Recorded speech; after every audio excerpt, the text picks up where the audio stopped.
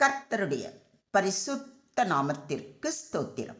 இந்த புதிய 8வது மாதத்திற்கான வாக்கு தத்தமாக தேவன் அருளும் வசனம் ராஜாக்களின் 2ஆம் புத்தகம் 3ஆம் அதிகாரம் 17ஆம் வசனம்.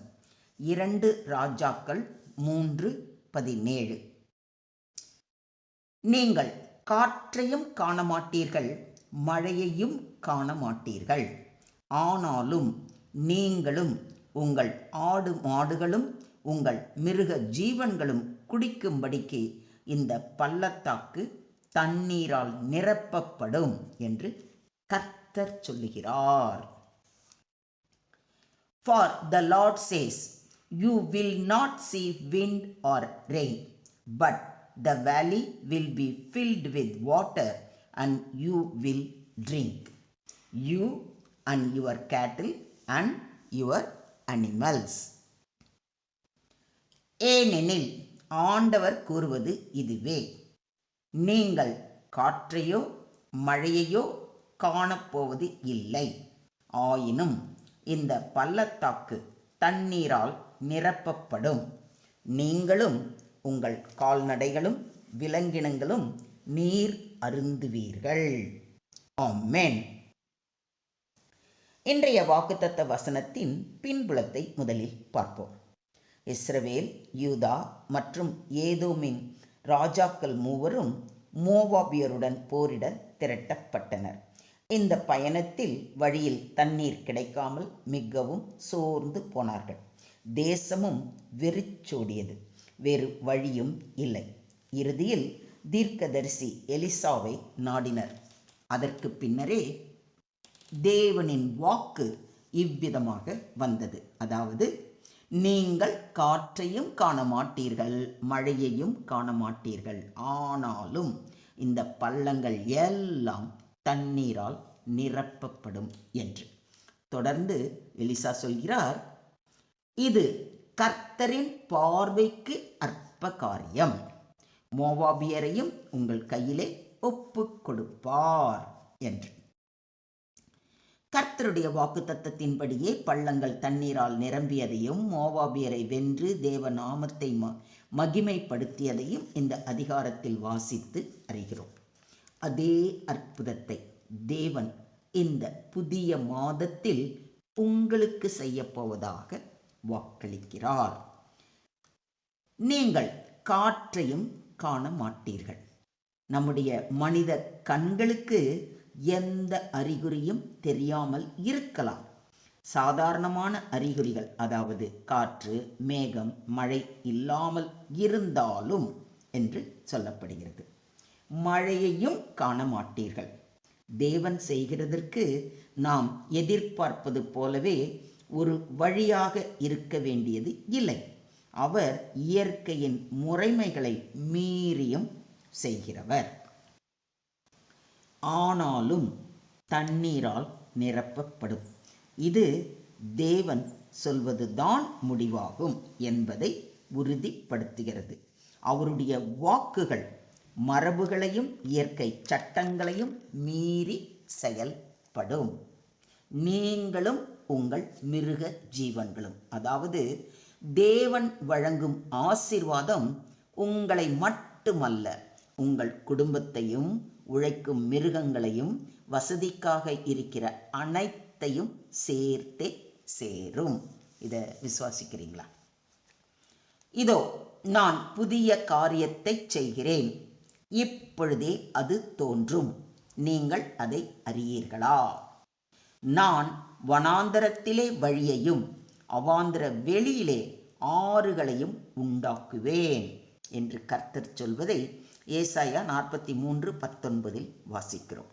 அவாந்தர வெளியில், அதாவது வறட்சியான இடத்தில் நதி ஓடும் என்பது இயற்கைக்கு மாறான ஒன்று. ஆனால் தேவனால் கூடாதது ஒன்றும் இல்லை. எனவே உங்கள் வாழ்க்கையின் வறண்ட இடங்களில் தேவன் புதிய வழிகளை ஏற்படுத்துகிறார். உங்கள் சிந்தனைகளுக்கு அப்பாற்பட்ட முறையில். அவர் அவாந்தர வெளியை தண்ணீர் தடாகமாகவும் வறண்ட நிலத்தை நீரூற்றுகளாகவும் மாற்றுகிறார் என்று சங்கீதம் 107:35 வாசிக்கிறோம். தேவன் பாலைவனத்தையே சோலைவனமாக மாற்றும் வல்லமை உடையவர். வறண்டது போல தெரியும் உங்கள் வாழ்க்கை பகுதிகள் கூட அவரால் வாழ்வூட்டும் இடமாக மாறும். நாம் தரிசித்து நடவாமல் விசுவாசித்து நடக்கிறோம் என்று பவுலடிகளார் கூறுவதை கொரிந்தியருக்கு எழுதின 2ஆம் நிருபம் 5ஆம் அதிகாரம் 6ஆம் வசனத்தில் வாசிக்கிறோம். நீங்கள் காற்றையும் மழையையும் காணவில்லை என்றாலும் விசுவாசத்தோடு தேவனையே நோக்கி அவருக்காக காத்திருந்தால் தேவன் கொடுக்க போகும் ஆசீர்வாதத்தை அனுபவிப்பீர்கள். தேவன் வாக்கு தந்தால் வெளிப்படையான அறிகுறிகள் இல்லை என்றாலும் அவர் நிச்சயமாக செய்து முடிப்பார். இதையும் விசுவாசிக்கிறீங்களா? நாம் வேண்டிக் கொள்ளுகிறதற்கும் நினைக்கிறதற்கும் மிகவும் அதிகமாய் நமக்குள்ளே கிரியை செய்கிற வல்லமையின்படியே நமக்கு செய்ய வல்லவர் என்று நம்முடைய ஆண்டவரை குறித்து பவுலடிகளார் கூறுவதை எபேசியர் 3:20 வாசிக்கிறோம். நாம் கேட்பதை விடவும் நம்மால் சிந்திக்கக்கூடியதை விடவும் அதிகமாக செய்யக்கூடியவர் நம்முடைய தேவாதி தேவன். அவர் செய்கையின் அளவு நம்முடைய கண்களுக்கு தெரியாமல் இருக்கலாம், ஆனால் அதன் தாக்கம் மிக பெரிதாகவே இருக்கும். நாம் அறிகுறிகளை காணாத போதிலும் நம்மால் சிந்திக்க முடியாத வழிகளில் நம்முடைய தேவைகள் மட்டுமல்ல சுற்றமும் சந்தோஷிக்கும்படி தேவன் செய்கிறார். மொத்தத்தில் இந்த மாத வாக்குத்தத்த வசனம் நமக்கு போதிக்கும் பாடம், இந்த மாதம் உங்கள் வாழ்க்கையில் வெறுமை போலும் வறட்சி போலும் தோன்றலாம். புவியில் எதுவும் மாற்றமில்லை போல தோன்றலாம். வேலை வாய்ப்புகள் இல்லை, உறவுகளில் அமைதி இல்லை, சரீரத்தில் பலம் இல்லை, உடல் நோய்கள் தீரவில்லை என்று. ஆனால் நம்முடைய தேவாதி தேவன் இன்று உங்களை பார்த்து சொல்கிறார், நீங்கள் அறிகுறி காணாமலேயே நான் ஆசீர்வாதங்களை கொடுப்பேன் என்று. இயற்கையை மீறி தேவன் செய்கிறார். உங்கள் கண்களுக்கு தெரியாத இடத்தில் தேவன் செயலை தொடங்கி இருக்கிறார். வெறுமை உள்ள இடமே நிரப்பப்படும்.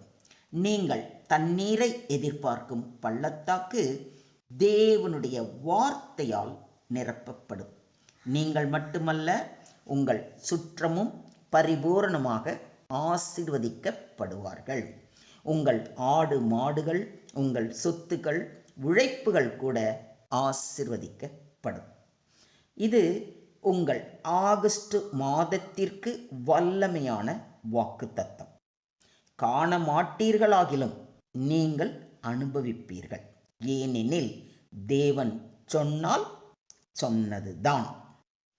இப்பொழுதே அவர் பாதம் பணிந்து நன்றி நிறைந்த உள்ளத்தோடு ஸ்தோத்திரிப்போம்.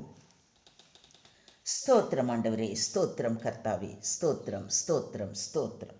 எங்களை அதிகமாய் நேசிக்கிற எங்கள் அன்பின் தகப்பனே, உம்மை நன்றியோடு துதிக்கிறோம், ஸ்தோத்திரிக்கிறோம் அப்பா. இந்த வருடத்தின் 7 மாதங்களிலும் எங்களை கண்ணின் கருமணி போல பாதுகாத்து இதோ இந்த 8வது மாதத்திலும் அடியெடுத்து வைக்கும்படியான கிருபையை தந்திருக்கிறீரே, அதற்காக கொடான கொடி ஸ்தோத்திரங்களை ஏறெடுக்கிறோம் அப்பா. காற்றும் மழையும் இல்லாமலேயே எங்கள் வாழ்க்கையை ஆசீர்வதிக்க முடியும் என்பதை நாங்கள் புரிந்து கொள்ள இன்றைய வாக்குத்தத்த வசனம் மூலம் பேசியிருக்கிறீரே, கோடி நன்றி ஆண்டவரே. எங்கள் வாழ்க்கையில் வெறும் பள்ளத்தாக்குகளில் நீர் தண்ணீரை நிரப்புவது போல எங்கள் வெறுமையான வாழ்க்கையை உமது வார்த்தைகளால் ஆசீர்வாதங்களால் நிரப்பப் போவதாக வாக்களித்தமைக்காக கொடான கொடி நன்றிகளை ஏறெடுக்கிறோம் அப்பா. ஆம் தேவனே, நீர் சொல்ல ஆகும், நீர் கட்டளையிட நிற்கும் அல்லவா. இதை நாங்கள் பரிபூர்ணமாக விசுவாசிக்கிறோம். காற்றையும் மழையையும் காணாத வேளையில் இது எப்படியாகும் என்ற கவலையோ சந்தேகமோ இன்றி என் தேவனால் எல்லாம் கூடும் என்ற பரிபூரண விசுவாசத்தோடு எங்களை முற்றிலுமாக தாழ்த்தி உம்முடைய கரங்களில் எங்களை ஒப்புவித்து நீர் செய்ய போகும் அதிசயங்களுக்காகவும் அற்புதங்களுக்காகவும் பொறுமையோடு காத்திருக்கிறோம். உங்கள் கரத்தில் நாங்கள் எங்களை முழுசாக ஒப்படைச்சு விட்டோம்ப்பா. நீங்கள் பொறுப்பெடுத்துக்கோங்க, நீங்கள் வழி நடத்துங்க. எல்லா துதியும் எல்லா கனமும் எல்லா மகிமையும் ஒருவருக்கே செலுத்துகிறோம். மீட்பர் இயேசுவின் மூலம் ஜெபம் கேளும் எங்கள் ஜீவனுள்ள தகப்பனே, ஆமென். என் ஆத்துமாவே கர்த்தரை ஸ்தோத்திரி, என் முழு உள்ளமே அவருடைய பரிசுத்த நாமத்தை ஸ்தோத்திரி. என் ஆத்துமாவே கர்த்தரை ஸ்தோத்திரி, கர்த்தர் செய்த சகல உபகாரங்களையும் மறவாதே. ஆமென். May God bless you all a very, very, very happy, prosperous, blessed, holy, peaceful, joyful, safeful, successful, and victorious month. God bless you all. Have a blessed month.